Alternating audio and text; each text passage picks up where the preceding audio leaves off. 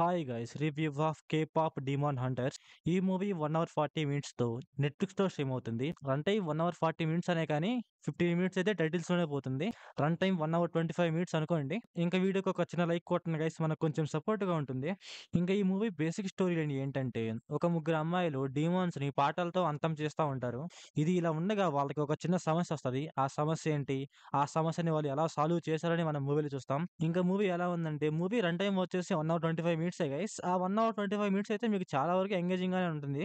But ఏంటంటే మూవీలో songs అయితే చాలా ఎక్కువగా ఉంటాయి. అదైతే కొంచెం డిస్టర్బెన్స్ చేస్తది మనల్ని. ఇంకా ఈ మూవీ మనం ఫ్యామిలీతో చూడొచ్చా అంటే యెస్ గైస్ చూడొచ్చు. అడల్ట్ సీన్స్ అయితే ఏమి ఉండవు.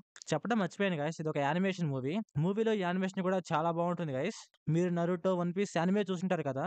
ఈ మూవీలో యానిమేషన్ మాత్రం అలాంటి యానిమేషన్ కాదు గైస్. ఏఐతో జనరేట్ చేసినట్టుంది.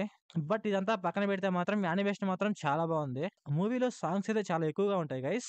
బట్ ఏంటంటే సాంగ్స్ అన్నీ ఇంగ్లీష్‌లో ఉంటాయి. అందువల్ల కొంచెం డిస్టర్బెన్స్ చేస్తా ఉంటాయన్నమాట అంతే. ఇంకా మూవీలో 2, 3 ఫైట్‌లుంటాయి. ఆ 2, 3 ఫైట్‌లు కూడా చాలా బావుంటాయి. ఆ ఫైట్‌లో యానిమేషన్ అయితే చాలా బావుంటుంది. యానిమేషన్‌లో మీకెక్కడా లో ఫీల్ అయితే రాదు.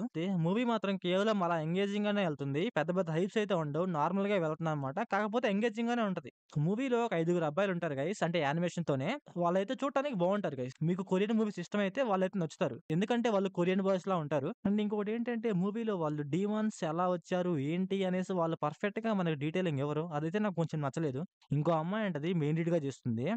ఆ అమ్మాయి డీమోన్ ఎలా అయింది, ఏంటి అనేసి దానికి కూడా పర్ఫెక్ట్ డీటెయిలింగ్ ఉండదు. వాటి గురించి కొంచెం పర్ఫెక్ట్‌గా డీటెయిలింగ్ ఇచ్చుంటే చాలా బావుండేది.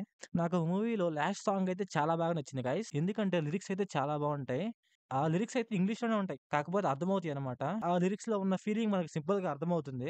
ఇంక మూవీలో ఎమోషన్ కూడా ట్రై చేస్తారు. కాకపోతే వర్కౌట్ అవ్వదన్నమాట.